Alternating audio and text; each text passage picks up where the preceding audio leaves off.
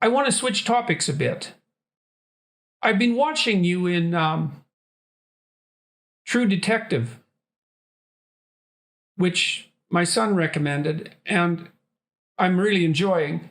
I believe you said in the book that the script leapt off the page for you. It did, especially the words of the character Rustin Cole. Right, who you play. Marty Hart role that Woody played. Yes. You were offered that role. Yes. Yeah. And I read the thing, and I remember telling him, I said, guys, I understand why you're coming to me for Marty Hart. I go, but the guy who I cannot wait to turn the page to see what comes out of his mouth is this guy, Rustin Cole. And they were a bit surprised. Yeah, well, they're both complex characters, so you could see that either of them might have been attractive. But I was quite struck by your characterization of Cole. It reminded me of Heath Ledger. And that's why I wanted to talk to you about it. You play a dark character very well, if you don't mind me saying so. I mean, thank you. It's believable. I've known some dark people, and your portrayal is believable, very believable. And so that makes me wonder what price you pay for that. It's kind of a cliche, you play a dark role and it invades you, but it isn't obvious to me how you can play a dark role without it invading you. And then, or at least you have to allow something dark in yourself to come out and respond to that. And you're very different on the screen playing Rustin Cole than you are in a romantic comedy role, clearly. Mm-hmm. And it's somewhat surprising to see that transition, which I guess is why other people might be surprised by that too, which is why you actually had a bit of a hiatus when you stopped taking rom-com roles.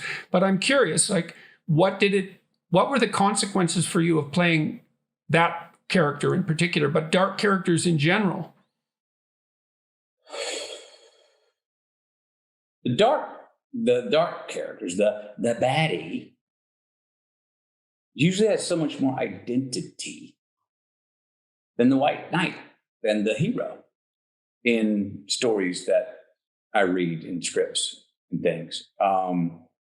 The dark characters and are also they're always usually outsiders, and the consequence is that if I'm really going to portray one of those well, and that part of myself, I'm putting myself on an island, and that excites me. I want to feel like the underdog. I want to feel like I don't have to pander to manners or graces. I'm living by different rules. And not even to prove a point, but just say in a Rustin Cole's position, someone who just, I didn't make big acting choices with Rustin Cole. I just did what I could to understand the text so well that I could just say it and not have to solicit it. Or again, Rustin Cole was a guy who preferred his own company to anyone else's, and that solitude. That was a vacation for me. Also, as a person who is a believer, to have to be inhabit a character who is not a believer at all, and here's why. I've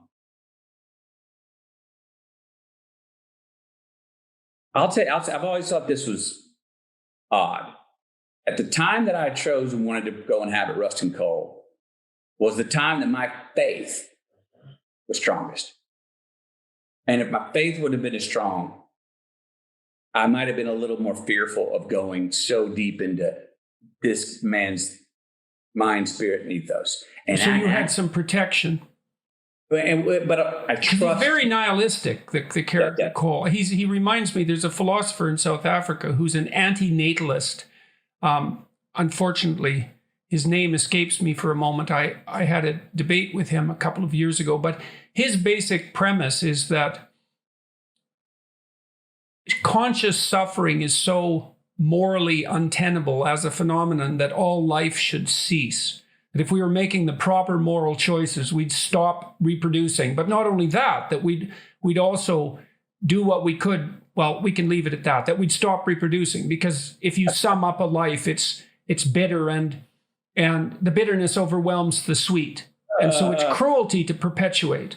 Yes, I think that is beautiful and in many ways true, and I think it's also hilarious. Um, What strikes you as comical about that? You laughed about it, and because that's where, of course, of course, we're on the way to dying. You talk about it all the time. It's tough. It's cruel. It's hard. We're out here. This thing is okay. I'm in. So if that's inevitable, that's the strange thing, and I felt too. I mean, I can certainly understand the argument. if I hear it, and it adds up. But if that's inevitable, which I think we can all say that's inevitable. It's like we're on the way to dying. It's over. We'll never know if this is the end or not. So hell, or if there's anything after it, and it's hardships and overcome. Okay, since that's inevitable, and we got to do this thing anyway, if we're choosing to stay in life another day, so what's a better way to go about it? Saying it's all for nothing, or realizing right there when you go, it's all for nothing? No, that's why fucking it's all for everything. Yeah, well, they're in the same it also place. seems to me that if your objection to life is its suffering, adopting an attitude that will make that suffering worse is probably not a reasonable solution. And that's where that grounds out for me. There's no construction in there. What I mean, there's nothing affirmative or life-giving about that. It's not making the best of the situation if the situation's doomsday. So, I'm not for Hallmark cards and delusional optimism, but I mean, in this way, I would say optimism is survival. It's like, well, okay, if it's all for I think optimism is courage. If it's not naive,